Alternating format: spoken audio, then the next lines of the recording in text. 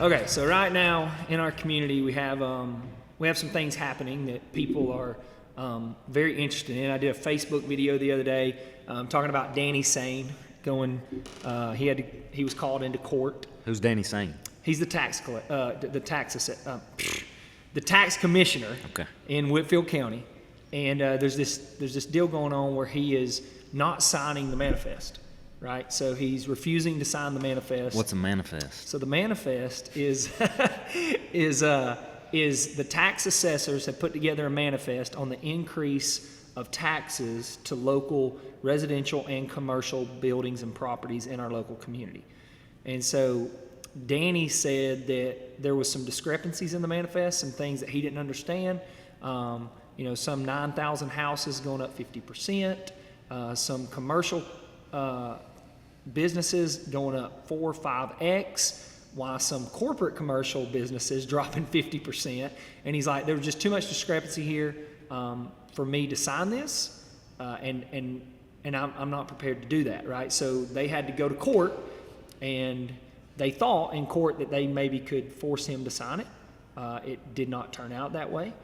It turned out that not only could they not force him to sign it, they also don't think that he has standing. So the tax commissioner's office and Danny Sane does not have standing in the court to sue or be sued. So if they could get him in court, they could probably force him to sign it.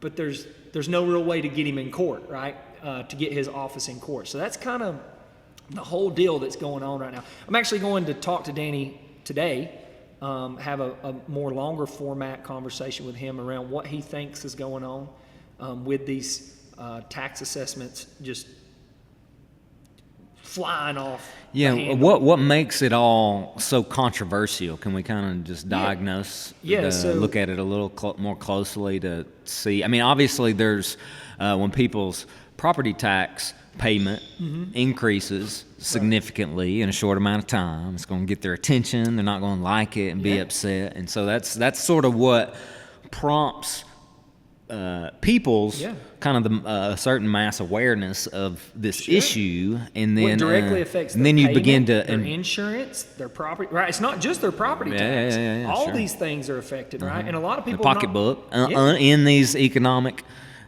conditions that we're in. Unbudgeted expenses that they cannot afford.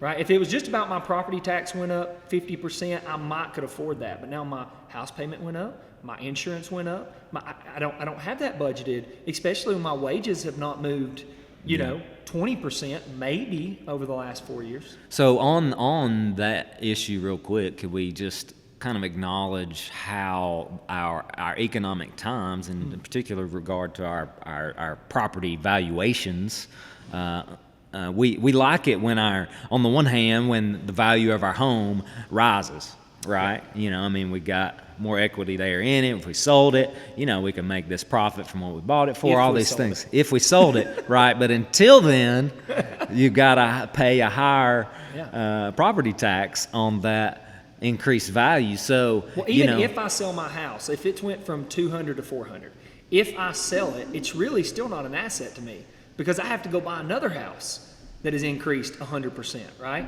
And so I'm not finding myself in a better place. In fact, I got to go buy another house now at a higher interest rate, right? So I'm actually losing out on that deal. So I can't sell my house. Yeah, so there's not really a great personal economic advantage, especially in the times, to having a overvalued house, because that's the reality. All our real estate is overvalued, and then we have the times that we live in where we're making less money, and inflation is what it is, and so we're paying more in property taxes for an overvalued house. I would even say, and this is, and then I'm not going to go down the conspiratorial trail here, but I would even say it might encourage people to do something absolutely destructive to their lives. And by the way, do not do this. It might encourage somebody to go out and go, oh, I could take out another mortgage on this because the value of it is higher now, right? So take somebody that has their house paid off, 50-40% of their house at $200,000, but now it's valued at $400,000. They're like, well, I could take out an extra mortgage and have all this extra liquidity on hand But now you're in a devastated position because when houses turn again, you're locked in and you're going to lose your house, right? And there's something nefarious about that I could go in. I'm not going to right now, right? Yeah. But there's something dangerous about that. And I think Yeah, a lot of sure. people are actually going to do that because they're not going to be able to afford the hikes of their payment, their property tax, their insurance, and they're going to actually take out another mortgage on their house because it's got more value now, right? And now they're locked in for a much higher number. So the reason, though, too, these prices kind of take the valuations and therefore the property tax rates that make such a hike is because, as well, there's this where these assessors have failed to do it in the years past, so it's kind of accumulated. There's this element there. Can you speak to that, clarify? Yeah, so I think one of Danny's pushbacks, I think, again, I'm trying my best to communicate what I think Danny's saying on top of what I'm saying, so don't hold Danny to these. This is what I think I'm hearing, right? I'll get some clarity in the coming days. But I think one of the things he's saying is, look, nothing increases 50% in a year. Nothing. So either we failed last year when we signed the manifest, and that's our fault, or we're failing this year. But the people shouldn't have to pay for our failures, right? They shouldn't have to pay for our failures. So you told them last year it was this. Now you're telling them this year it was this. We're either wrong now or we're wrong then. But there's no way this thing went up 50% this year. I think another thing that his problem is the way in which we're maybe potentially assessing a home, right? Am I coming to your home and I'm just taking a photo of the front of your home, and then I'm assessing your home by what the home next to you sold for, right?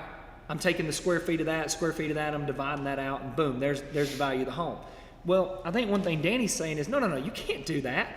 I don't care what my neighbor's house sold for, right? That's my neighbor's house, right? This is my individual home. How old's my roof? Do you know how old my roof is? I got to replace it. How old's my AC unit? How old? Sure. Right? The finishes, there's all kinds of things. That's right. And so I think what he's saying is there's kind of been this lazy approach to the assessment of property values by just taking a photo of the front of that home. And this is not his words. This is my words, right? I don't want to put words in Danny's mouth. But you're just, boom. The value of this home is because that one right there, or that one four houses down sold. And so, it was 3,000 square feet. This one's 2,900 square feet. So we just took a little bit off and boom, there's the value. And it's like, no, you can't do that to people, right? You can't make a decision like that when you're talking about people losing their homes here. Right, so I think it's being more like more intentional on the assessment of a home by taking in a variety of things. Now that will take longer, right? That will take longer, and I do think that maybe. And again, I'm not beating up the assessors here because I don't know. I'm talking about just things that some I know. Some who are the assessors? Where do they come from? How do they get their job? Who are they accountable to? Like what's? Yeah, so in this particular situation, it's a lot of kind of power that affects people's lives, and not to. Yeah, so in this particular situation, not to demean them. It's this probably is a little bit tough more job. Interesting, and I don't know fully. This is one of the things I'm going to get more information on today. There was some talk about we had an outside group come in to help us assess properties because we were behind. That's the only other reason. If I get behind in business, I hire more labor from the outside to help me catch up, right? So we were behind. So this outside group, I think we paid them $250,000 to come in, help us get caught up, which in my mind, that's immediately, I don't like that because that group is not accountable to the people of this community as the assessor's office would be, right? And it also, and I'm not saying the assessor's office is doing that, but it also gives me, if I'm a part of the assessor's office, it gives me, oh, well, that was them that did that. I did these over here, but that was them, right? So it gives me kind of this pushing off responsibility if something comes up that might, get on me. I got this kind of scapegoat, like push it off over there. I'm not saying they're doing that. I'm just saying it opens up the doors to that, right? Whereas if you're doing something in a community, then your assessment team has done all of it. We know who to hold accountable. Yeah. Now we don't. Well, and they are ultimately accountable. Yes. The bucks must stop somewhere, sure. And people like to evade that. If you hire outside labor and they do a bad job at your restaurant, you're still accountable. Oh yeah, it's easy to blame somebody else. I'm sure that I've done it. But one of the other controversies is kind of the character and the categories and how some of these assessments break out. Like you said, so many of them really went up a lot, but yet others seem to go down, and those seem to fall in certain categories. Sure. And so that's kind of an odd thing. Yeah, so Danny brought this up, and this is what took me off my feet. Like, I was just like, what? And is there anything nefarious about this? I don't know yet, but we're digging into this, right? Mm-hmm. So residential skyrocketed. Okay, all right, so it went up drastically. Commercial, immediately when you look at it, corporations such as Walmart dropped 40%, 10 million down to 6 million. Applebee's had went from like 1.6 to 300 and something, and then they forced them to readjust it back up to 800, right? And so there's all these corporate businesses that their commercial properties are falling off a cliff, right, in evaluations. And I'm like, okay, so maybe it's a commercial residential thing. But then you start looking into more like local businesses. The Dalton Country Club over here goes 3.7 million-ish, and these are plus or minus some here, to 15 million. And it's like, what? Like, how are you gonna, like, there's no way. And so that got readjusted down to like 7. They fought it, got readjusted. But here's my point. How do you fight something and then they go, okay, we missed it by a smooth half, right? We missed it by a smooth $7 million. We'll give you an adjustment. It's like, you didn't even try the first time, right? Like, if I go to my math teacher and I'm like, 2 plus 2 is 15. Right? Or if I go 2 plus 2 is 5, it's like she's not going to say, oh, you just barely missed it, hun. No, you're way off, right? So that's kind of my thing. It kind of points to the fact of whoever's assessing that was doing that lackadaisical at best, or lazy, or lazy in the middle, or nefarious at worst, right? And I don't know which one it is. It can't be said that those judgments were made with right judgment. That's right. Judgment. That's right. The pasture in Tunnel Hill. Right, it was like 300. The golf course. Yeah, the golf course. It was like 300 and something. Jumped up to 1.2. That man can't afford that. They ain't making money. Like, I bet he ain't making over $50,000 a year, and that might be a lot. Right, that thing's flooded a third of the year. It's like, how are you getting that property at 1.2? And so that poor man is sitting here probably looking at it and going, I'm done. Like, there's no way I can pay an adjustment like that. Right? At the Dalton Country Club, you could go up on fees. Right, so there is a means to get that. You're not going to go down here to the pastor and go, yeah, it was $18, now it's $42 to play. No thanks, right? So it's like, he don't even have a means to pay that, right? So he's going to totally lose that. Now, again, I'm not going to jump to conclusions and say, corporate lawyers are calling from Walmart, Applebee's, these places, and they're saying, hey, we have our own assessors. We've decided that the property value is this. Could that be the case? Yes, I brought that up in my video. I don't know that to be the case. I could see that. I could see that going, hey, we got these corporate lawyers. This is what you're going to assess it at. If you don't, we can take it to court. I could see that, right? I could see assessors their backs being put up against the wall. Is that what happened? I don't know. I would like to know if that's not what happened. I want to know how these assessors, because it doesn't look like random. Right, that's my problem with it. Right, people are going, "Oh, you're just jumping to conclusions." I'm like, well, not really, because it doesn't look random. Right, when you look at land values, another gentleman I was talking to brought this up. Land values from like Walnut, the end of Whitfield County going south to like, I think he said Walnut Avenue. He may have been talking about Tunnel Hill right there.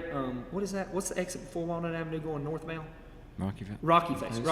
I don't know if he was talking about Rocky Face to the south end or if he was talking about Walnut Avenue to the south end, but there's like this whole corridor on the bubble map that is like, their land value is like super cheap. Like some Walnut Avenue land value, not property value, land value is cheaper than like out in the back of Southeast land. And it's like, what? Like, what is that? Like, these people out in like the hood in Southeast are paying more than Walnut Avenue on land values? Right? And so it's just wild, because it's like, what is that? Like, and it doesn't look random, right? And so that's the thing. If something doesn't look random, then you're not jumping to conclusions to say there's something off about this, right? And that's kind of where I'm at right now. There's something off. I don't know what it is, and that's what I'm trying to find out, but something's not right. Well, it's reasonable and responsible to just look into it more, to get educated. Maybe, it's possible to jump to conclusions because you're not educated enough, on an issue. So we want to help people get better informed as we do ourselves. Really, just invite people along on the journey, kind of communicate what we're how we're understanding things, and invite that feedback and further education on There's all a these time many. sensitivity to this one, though. Okay, yeah, sure. Right, Always. so that's the other thing, right? I mean, it's one thing for us to be sitting here and going, hey, let's learn together, but now you have Danny over here going, I'm not signing the manifest, but he has till October the 1st to send it to the state, and if you don't send it, you have all these other people that we need budgeting money for, right? Police officer, fire department, right? So it's like this rock and a hard place. So what is the plan? Like, is it just a stalemate? I don't think that's Danny's plan at all. I think what Danny's saying, from what I can understand to this point, and I hope we get more clarity on this today, is, we need to take a portion of this and sure collect these funds, but we need to put this manifest on hold because there's things about it I don't agree with, and we do not need to sign this into law. We do not need this to be the new standard. This is not good, right? People are going to lose their homes. They're it's not good. Like, let's go back to 2023. Let's use that, or let's come forward and go, okay, let's take a portion of this and send it to the state and collect a portion, and then we'll have this bundle of, and I don't even know how this works, right? We have a bundle of 25 to 35% over here that we haven't collected, and we come back to it, and if we find that we were off more than that, we give back to the people, which I feel like would be a whole nother issue. Like, how do you do that? Or we collect more, right? I think that's what he's presenting, but what he is saying is, but we can't just send this. Yeah. Right. Now, they can force him, I think. They're going to try. I don't know if they're going to try to force him. I think that would be a bad move. Yeah. Because, I do think that Danny has the voice of the people right now. I think it would be a bad move to force a man when he's simply saying, people are going to lose their homes here. This deserves, he's not telling you, he's not even kicking the assessors, right? He's not kicking them. He's just saying, I think this deserves another look. And it's been brought in the wee hours of the night, as they do in Congress and as they do, at the national level, to be, hey, here's you a 600-page policy you need to read in the next 30 minutes and vote on it, right? Like, it kind of feels that way, right? Like, we're here, we're in the wee hours, and it's almost like a forced, we have to do it. If we don't do it, think of all these other people that won't get paid, and it's like, no, that we can't do that, right? So it kind of feels that way.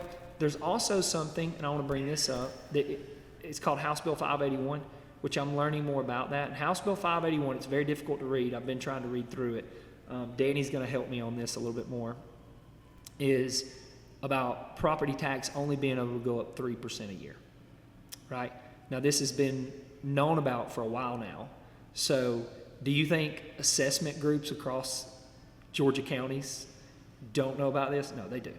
And they know that if they don't get these hikes up now, right, then they can only go up 3% next year. And it's probably going to pass, right? So it kind of feels like people are going, okay, let's jack these evaluations up because we know if we don't get them up now, we're not going to be able to get them up any longer. And if you're somebody like a Walmart and you just got a cut of 45%, and now from here on out, you're only getting a 3% raise, like you stole from the bank, baby. I mean, like so it works both ways, right? Well, and they don't often go down, so all those local ones are stuck then at the high prices. Stuck. Yeah. Locals are stuck at Go high down some. prices, and all the big corporations they're stuck at lower valuations, and you can only increase them 3% a year too now. Yeah. Well, I mean, there's every reason to approach it reasonably and to do right things and whatnot. So hopefully, people that can prevail, and we'll see how it unfolds. In House Bill 581, I'm pretty sure it's commercial and residential. I don't want to misspeak there. It might not be commercial. I'm pretty sure it is though. So that's another area I just not yet. Yeah. Well, and I guess you can find out how to support. How can the average person just support your stake, your position in the process? Yeah, it's going to be voted on. What does it mean? Yeah, right. House Bill 581 is going to be voted on. Well, right? as well as just our situation. If it gets passed and we're stuck in this situation, then that Yeah. You know, that doesn't seem too great Well, for, and there's for the some people thing- here locally. Yeah, there's some things we're going to do videos on too about how you can get some exemptions on your property, right? Like we're gonna help people understand that. I think that's important, right? Taking advantage of. I mean, here's the deal: do we want to change the system? Yes. There's things about it I don't like, but while you're living in it, take advantage of the things that it gives you, right? A lot of people are not educated in this, and there's some advantages that you can, like a homestead exemption. Like most people don't know about that. How much is that going to save me? What can that do for me, right? We're going to talk about those things because you need to take advantage of these things so that it can save you some money so that, you know, right now it's not just about extra cash in your pocket. It's about maybe saving your house, right? And so like, I think those are important things to communicate because we want you to be as informed as possible to be able to take advantage of the things that they offer, right? In these kind of situations. Yeah. Well, yeah, I look forward to hearing more about this particular issue as well as how we can help people and get involved with it more ourselves. Absolutely.